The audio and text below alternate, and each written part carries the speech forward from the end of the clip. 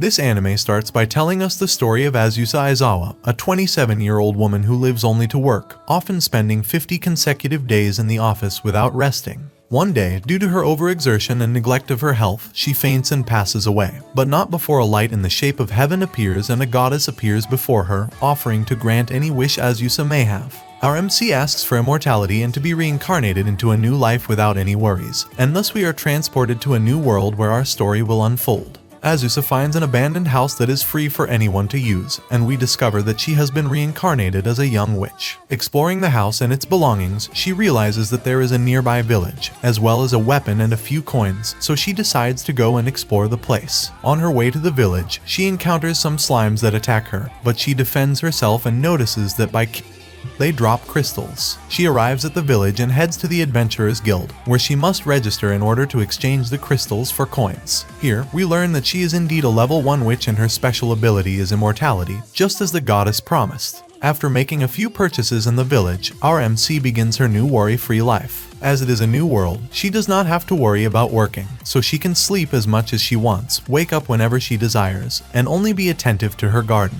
Additionally, as exercise and a way to earn money, she dedicates herself to 25 slimes per day, and she does this for 300 years. Throughout this time, she earns the respect of the people in the village, as she also dedicates herself to creating medicines with the plants and herbs she collects. What our MC did not know was that by repeating the same routine of slimes for so long, her experience level as a witch was also increasing. One day, Natalie, the receptionist of the Adventurers Guild, decided to check her level. To everyone's surprise, hunting slimes for so many years led her to have the maximum level in her world due to an ability that doubled her experience. Our MC asks Natalie to keep this a secret to avoid disturbing her peaceful life, but as usual, one thing is what we want and another is what happens. So one day a dragon named Leica arrives at Azusa's house. Supposedly, she called herself the strongest dragon in Nantera, but her real name is Leica. Leica challenges Azusa to a duel to determine who is truly stronger. Azusa accepts, only on the condition that they do not destroy her house in the process. The fight begins, but it does not last long because the MC freezes Leica's mouth, causing her to fall onto the house. This somehow awakens Azusa's fury, which intimidates the dragon to take responsibility for the damage caused. Leica leaves to look for the money she has saved, but now our MC has no home to sleep in, so she decides to look for an inn in the village. As is customary in small towns, the rumor that the Witch of the Highlands defeated a fearsome dragon spread quite quickly, so Azusa ends up sleeping in a room at the town hall, once again recognized as the protector of the village. Anyway, the next morning, Leica appears with the money, but this time as a waifu, or should I say, maid. She also asks our MC to accept her as her disciple, as she realizes that she is very weak and still has much to learn. At first, Azusa is not entirely sure about living with her, but they reach an agreement that Leica will take care of all the domestic chores in the house, which is reason enough for accepting her, as she can continue to have the peaceful life she desires. Now, as master and disciple, they return to Azusa's destroyed house and start rebuilding it. Night falls, and the MC asks Leica to take a break, but she initially refuses, saying that she is not tired and will work all night. Azusa, upon hearing this, somehow sees herself reflected in her disciple, remembering that in her past life, she too was a slave to work. The MC gets serious and tells Leica that she should not overexert herself, assuring her that she did not become strong by forcing herself to do something, but rather by maintaining a balanced life and taking a break whenever she needed it. Morning comes, and the house is finished, so our MC tells Leica to go celebrate in the village, where Azusa's new life with her disciple begins. Days later, we find the MC doing her daily slime hunt with Leica, but this time, from the forest, they spot a girl giving her a hateful look. Later on, we see the two of them together, with Leica serving as a personal cook, although she still has trouble controlling her dragon impulses when making large amounts of food. While enjoying their lunch, Leica tells Azusa that the village defenses are quite weak, so they wouldn't be able to resist a monster attack. The MC agrees but tells her disciple that they can't be watching over the village forever, so Leica proposes the idea of creating a protective barrier around it. At night, on top of a mountain, they begin to create the magic circle where Azusa deposits her power, quickly generating the protective barrier. Upon returning to the village, they realize that it's working because it immediately stops a thief in the area, which generates admiration from the people, who thank both of them for being their protectors. It's a new day in Azusa's quiet life, or so she thought, because someone knocked on her door. When she opened it, she found a girl named Farfa who claims to be the MC's daughter, leaving her in shock and catching Leica's attention. But that's not all. She discovers there's another girl, Shalsha, meaning she has another daughter who harbors a deep grudge against her for some reason. And if you're wondering, yes, she's the girl who was watching her from the forest. Farfa explains to the MC that her sister wants to and that for decades she had been learning to use Haja magic, a type of magic that, when focused on a specific person or species, can be very powerful. And then, the earth starts shaking. Azusa and the others hurry to see what's happening. In the distance, they see Shalsha with a very sinister aura, ready to her mother. At this point, Azusa still doesn't understand why her daughter holds such a grudge against her, but above all, she doesn't know how she had two daughters. Farfa explains that both were born from the spirits of slimes that were killed over these 300 years, which is also the main reason for her revenge. Leica suggests that the MC make an innocuous attack to scare her daughter away, but as we know, Shalsha's Haja magic is specific only to Azusa, so her attacks are useless against others. Despite Azusa's attempts to escape, her daughter cancels her magic and leaves her defenseless to deliver the final blow, but fortunately Leica appears to defend her master and defeat Shalsha since her magic was ineffective against other species. When Shalsha wakes up inside her mother's house, she realizes that she has exhausted all her magical power, and it will take decades before she can use it again, so her sister and the MC convince her to stay there. In the end, the daughter reconsiders and decides to accept her mother's proposal. Later, when Shalsha has recovered, they go to the village to buy food to celebrate that they are now a family. Along the way, we learn that there are two types of slimes, good and bad, among other knowledge that the girls possessed, showing that they are just as intelligent as their mother. Upon returning home, Leica still has trouble controlling her dragon impulses and cooks a lot of food. But now it's not a problem because they have more family members, which fills our MC with joy and tells us that a quiet family life also sounds pretty good. After living together as a family for some time, the MC enjoyed a peaceful night with her daughters and Leica until, once again, someone knocked on the door. This time it was an elf, well endowed by the way, who was escaping from a demon named Beelzebub and asking for Azusa's help to defeat him and leave her alone. After much insistence, the MC allows her to enter her home to explain why she is being pursued. It turns out that our elf, Halkara, also sells medicine like Azusa, the difference being that they are a type of energy drink in this world, which has become very popular in her village due to all the benefits it provides for staying energized. One day, Beelzebub buys one of these drinks, which turns out to be like poison for demons, making him very angry, and he decides to go in search of its creator. As a security measure, his village expels Halkara, leaving her with nowhere to go. The sisters feel sorry for her, so after much pleading, they let her stay as another disciple of the Highland Witch. But our MC is not foolish, so she decides to generate a magical barrier to defend her home from Beelzebub. Days have passed since Halkara's arrival, and she now helps our MC collect medicinal herbs and teaches her the elf specialty, mushrooms. After a successful harvest, they stop to cook some edible mushrooms they found.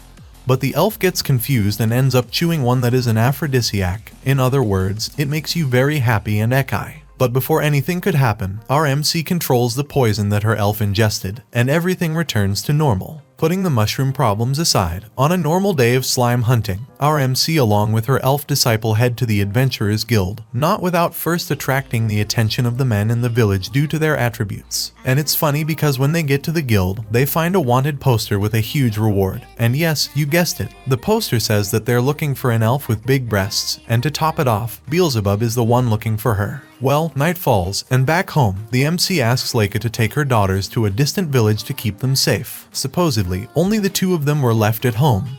That is, Halkara, Azusa, and a fly flying around. Suddenly, the food on the table disappeared, along with a few drinks that the elf had with her. At that moment, our MC asks Halkara if, by any chance, Beelzebub is a fly, to which she replies that he is better known as the Lord of the Flies. Revealing his identity, Beelzebub transforms into a waifu who asks the elf to come with her, but Azusa, being a good teacher, intervenes and tells her that if she wants to take her away, she must speak with her first. We all know where this is going, so let's get straight to the duel. Azusa prepares to fight, as does Beelzebub, but I don't know if you remember the barrier the MC made around her house at the beginning. Well, it served a purpose because just as the demon tried to fly, this barrier acted as a fly trap and ended up defeating her. Azusa picks her up and heals her wounds with a healing spell, which helps Beelzebub regain consciousness. Once awake, she admits that the Highland Witch is a very generous woman. But this doesn't end here, because she also asks Halkara to give her more of her energy drinks, which obviously leaves both of them feeling puzzled. This is when Beelzebub tells us that she has actually been searching for Halkara all this time because her drinks are very famous in the demon realm, and her stonks can rise even further if she sells them to them. Obviously, Azusa gets angry, but well, things happen. It's now daytime. Leica has returned with the MC's daughters. Halkara tells us that she has moved her factory near the village and will now work here to spend more time with her teacher. Beelzebub also appears, saying that their duel is not yet over and that the demon has become friends with the girls. Everything seems to have a happy ending on this day. Our MC is happy because they seem more like a family every day. But the nice moment ends when Leica says that she will return to her home. Here we find out that Leica has a sister and that it was all just a bait. She wasn't actually going to abandon the MC. She just had to go back home because her sister was getting married. Leica invites everyone else to the wedding, and they all accept, so they set off on a trip to the Rocco volcano where her family lives. Upon arrival, we realize that she is quite well known among the other dragons, and that her mom and dad admire her a lot. Leica's sister, Layla, also arrives and introduces us to her husband. But, as expected, not everything can go well, and suddenly other types of dragons appear at the wedding, led by Flatort, also known as the stalking queen of blue dragons. Leica's dad explains that there is some rivalry between dragon factions, and they are no exception. But let's get to what we're interested in. Just as a side note, Flatort is attacking Layla's wedding because she is still single. The MC escapes with her daughters and Halkara to a safe place when suddenly a blue dragon arrives to supposedly scare them away. But here Azusa activates badass mode and the witch fight begins. In less than a minute, she takes down Flatort and all the blue dragons, forcing them to retreat from the wedding, ending one of the two problems they had. Because another group of dragons aims to freeze the Rocco volcano, so our MC and Leica head to the village near the place. But upon arrival, they are surprised to find that someone has already stopped the dragons, none other than Beelzebub, and you might wonder why. Well, it's very simple. The Rocco volcano is connected to the hot springs of the village, which is the demon's favorite place. So, as the dragons were saying nonsense, Beelzebub got angry and stopped them with a demonic spell. They take all the blue dragons to the mountain, and there our MC and Leica ask Flatort, who has now transformed into a waifu, to pay for all the damages caused, in addition to signing a peace treaty between the two dragon families to avoid future problems. Flatort agrees, and Azusa and Beelzebub act as witnesses to her word. But well, leaving that aside, we return to the celebration. Now all the dragons in human form continue with the wedding. Layla thanks the MC for her help and tells Leica that she is surrounded by wonderful women who will keep her company when she is not around. Night falls and Azusa shares an emotional moment with her disciple as she realizes that she is sad because her sister, now married, will no longer be able to pamper her as before. Our MC tells her that she can count on her for anything, and that she can sometimes replace her sister's role. They return to the hall, and Beelzebub proposes that they stay overnight in the city of Hot Springs. Everyone accepts, and they give us a lovely scene of the whole family together again. Once back at home, the MC and the others notice that Halkara is acting a bit strange, so they try to find out what's going on. But as always, they exaggerate things a bit, so they think they did something wrong to her or that she no longer feels comfortable living with them. One night when Halkara comes home from work, the other girls are waiting for her to say goodbye, but obviously, she doesn't understand what's going on. The MC and the others explain to her what they think is happening.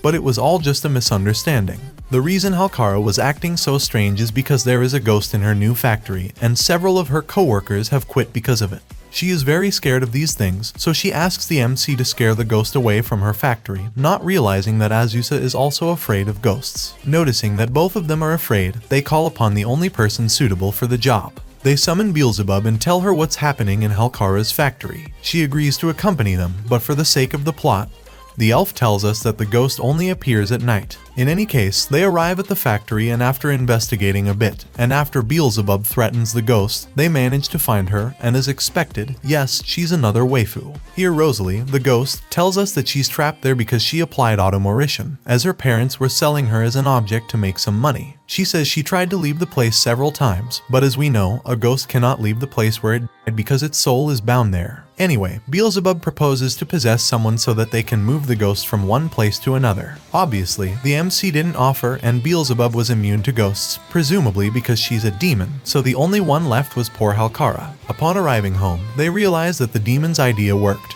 And too well, because now, when Rosalie tried to separate from the body of the elf, she couldn't. At first, it didn't seem like a problem, but Beelzebub explains that if they can't separate them, not only will Rosalie be a ghost. This is when the 1,000 ways to separate a soul from a possessed body begin. They try everything, but nothing works, so Beelzebub enters again to save the day. She suggests putting Halkara's body to sleep and then waking her up suddenly to release Rosalie's soul. As we all know, the most effective way to put someone to sleep is by giving them a few drinks, if you know what I mean. One glass was enough to put her to sleep, now only the second part of the plan remains, waking her up. So what's the best way to wake up a drunk person?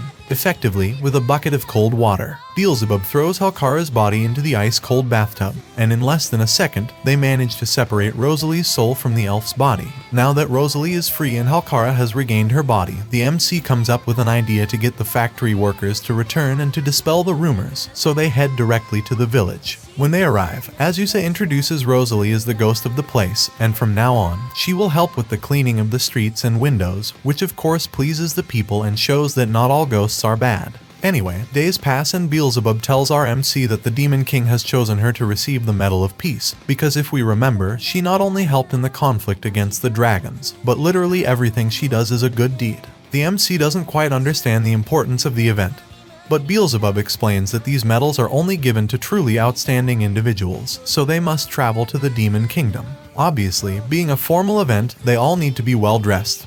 But here comes the question, how do you dress a ghost if they're supposed to be already dead? Well, the MC doesn't care much about that, so she says, if there's no spell to change a ghost's clothes, then I'll create one that easy. Now, with everything ready, the day to leave arrives. Here, Beelzebub makes her appearance with a giant whale, also known as Leviathan, which has a castle on its back, so we can say it's like a sort of cruise ship. Upon entering, they are welcomed by one of the two Leviathan sisters, Vania, because yes, even whales can become waifus. Vania shows them around the castle and tells them they are free to use whatever they want. The hours pass, and our MC and the others enjoy everything the place has to offer, even taking a relaxing shower to rest peacefully. Night falls, and we see Rosalie admiring the scenery, as well as giving us a cute moment between her and Halkara.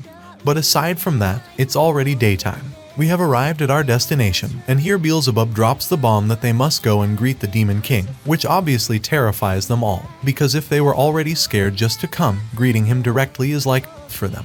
Well, after much insistence, they enter the castle, but the problem isn't the MC or her daughters. What they're really afraid of is Halkara doing something silly or inappropriate, as we know she's quite clumsy. Beelzebub leads them to the king's chamber, but it seems there is no one there until a lowly, Pecora, appears and starts talking to them. Obviously, Halkara starts talking non-stop, and that's when the MC notices they are in front of the Demon King himself. The embarrassment that the elf feels is so much that she decides to throw herself on the floor to ask for forgiveness. But what they don't know is that the Demon King is very kind, and there are few things that make him angry. Anyway, we know that bad luck follows Halkara, and so by mistake, she headbutts the Demon King, leaving him unconscious. Obviously, they all end up cornered by the guards, but that's not the real problem. What's truly worrying is that now they are going to execute the elf for what she did. The MC starts thinking about the situation and remembers that Beelzebub told her that if the Demon King woke up before the execution, they could prevent their friend from passing away. She tells the plan to the others, so they must prepare a potion to make him regain consciousness. Leica goes to fetch the herbs, transformed into a small and adorable dragon, while the girls ask for some teacups to mix the ingredients. The MC gets to work,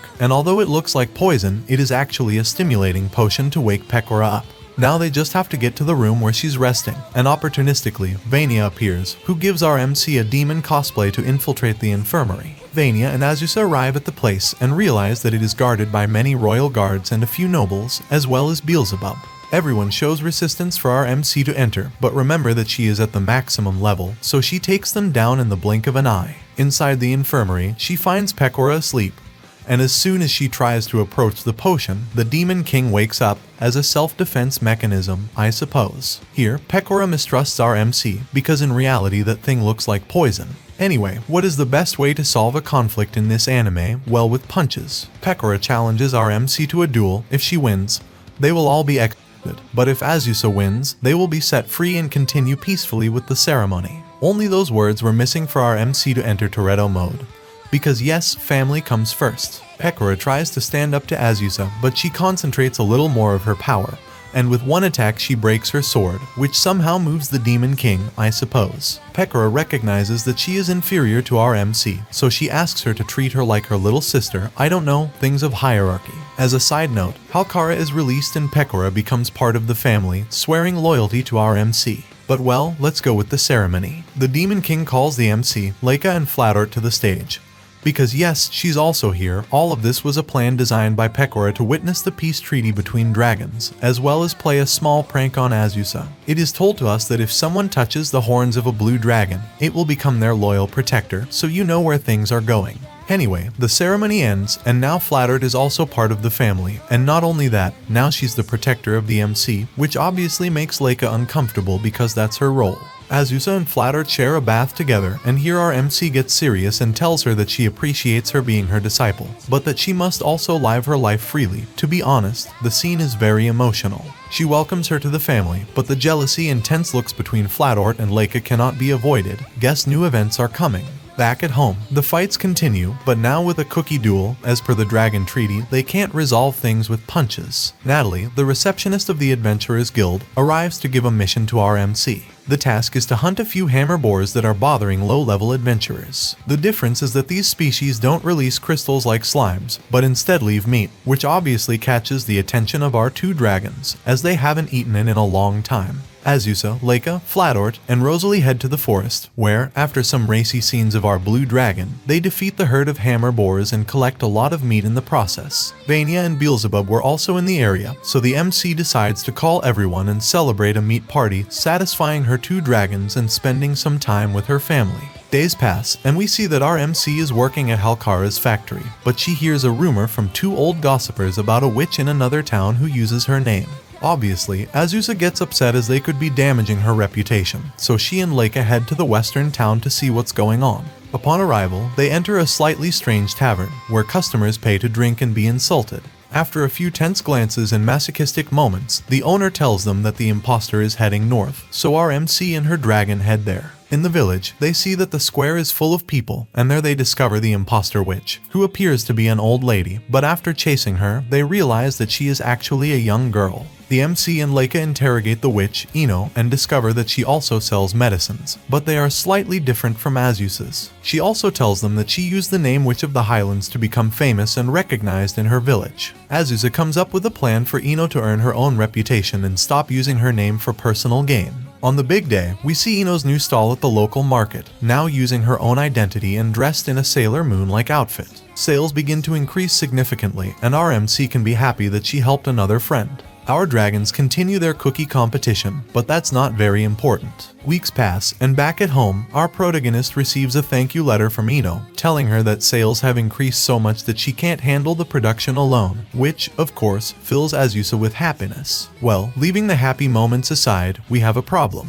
Farfa, one of the MC's daughters, has turned into a slime. This is something entirely new for everyone, so they summon Beelzebub to save the day. She tells them that in the demon realm, there is an intelligent slime who may know how to solve the problem. Therefore, our MC, along with Leica and the others, heads to Vanzard Castle in search of this slime. Upon arrival, they meet Pecora, who gives them the location of Slintelli. He tells them that they should look for a slime mage in the highest mountain of Tomiriana. So, the MC returns home with the others to recover their energy. The next morning, they head to the mountain and find the house of the slime mage, Masura. She examines Farfa and realizes that she took the form of a slime because she possibly injured a muscle while sleeping. So, she recommends that our MC go to the fighting slime, Bustler, as she can help her daughter regain her human form. They arrive at the tournament where Bustler is participating. So, to gain her trust and help with their problem, Azusa and Beelzebub enter the tournament to fight against her. As we know, both of them are too strong, so they easily reach the semifinals. Beelzebub fights against Bustler and defeats her easily, taking advantage of the opportunity to negotiate with her to help Farfa. Now comes the interesting part. The finalists of the tournament are the MC and the Demon.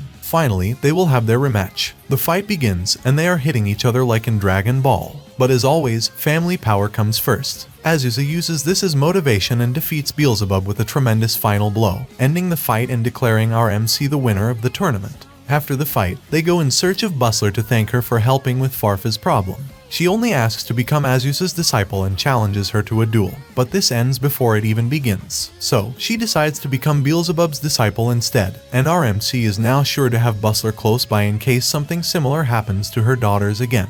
Anyway, weeks go by, and we find our MC in town, where her daughters see a poster of a troubadour, who is an artist of the time.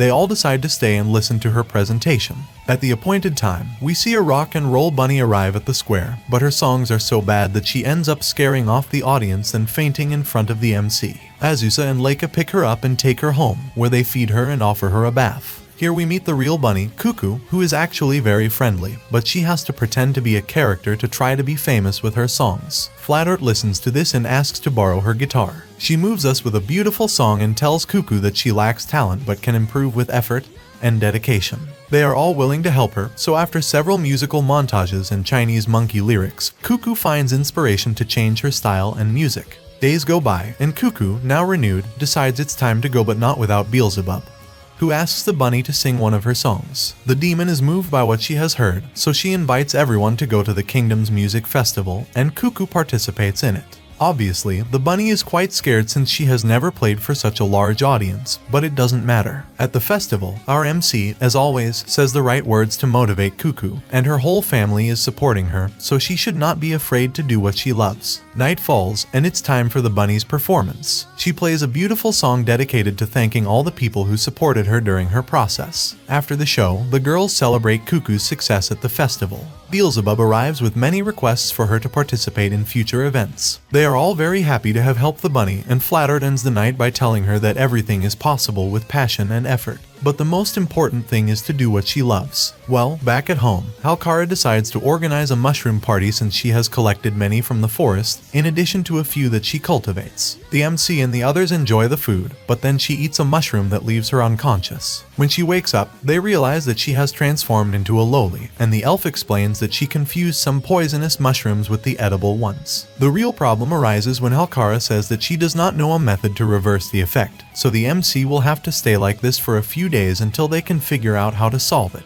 Here, everyone takes advantage of fulfilling their fetishes of having Azusa in the form of a little girl until Beelzebub appears again to solve their problems. She suggests going to the demon realm since they may find a medicine to reverse the effect there. That's how our MC, along with Beelzebub and her daughters, sets out on their way to Vanzard's castle. Upon arrival, they meet Pecora, who advises them to go to the World Tree, where medicines from all the realms arrive, so they may find what they need there. The Demon King says that it is a dangerous dungeon consisting of 108 floors, so our MC only goes accompanied by the two Leviathan sisters. Upon reaching the place, they realize that it is the opposite of what Pecora described since adventurers turned the tree into a tourist site. Going from floor to floor was quite easy, they only had to pay to ride the elevator, so Azusa and the others began their adventure to reach the 108th floor. The first floors were not a problem, there were even inns to rest after the trip. The real difficulty begins on the 80th floor since the elevators stopped working, and hostile creatures also spawn. Anyway, after a montage of our girls climbing the different levels, they finally reach the 107th floor, where they are moved by a beautiful sunset and a cute scene between the Leviathan sisters. Now, what matters, the 108th floor, the place where medicines from all over the world are sold. Our MC tells the vendor about her situation, to which she offers her newly arrived pills on the market. What we didn't know is that they are the medicines that the imposter witch Ino made, who our MC helped in previous chapters. Here, Azusa understands that it was all a tasteless joke that Pecora played on them, as she surely knew about the existence of these pills and their effects. Once back in the demon realm, the MC returned to her natural form. As punishment for Pecora, she demanded that everyone bathe together. At first, the Demon King was a bit embarrassed because he had never done anything like that before, but our MC tried to help her feel comfortable around the others. Still, she scolded her for playing such a nasty prank. Everyone returned home, and they noticed that the preparations for the annual village festival had begun. The MC's daughters asked her if she was going to participate in something, to which she replied that in her 300 years, she had never participated because during these dates they worshipped the god of the earth, and if Azusa were to attract attention, it could cause a misunderstanding.